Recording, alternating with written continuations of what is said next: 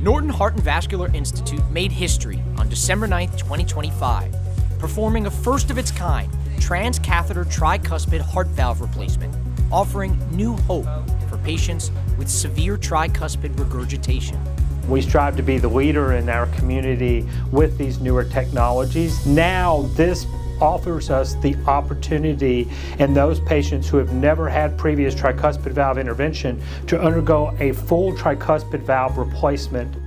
This is the first use of the EVOQUE tricuspid valve replacement system in Kentucky. Unlike traditional open heart surgery, this new, minimally invasive approach is catheter-based, meaning a small tube guides a replacement valve through a small incision in the groin and positions it inside the tricuspid valve.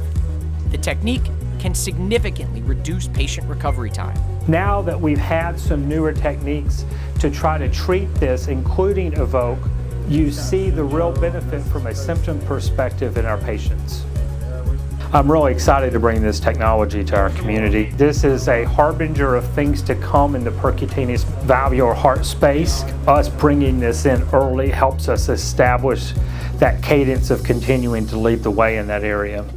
Norton Heart Vascular Institute is making more lives better through innovative heart care.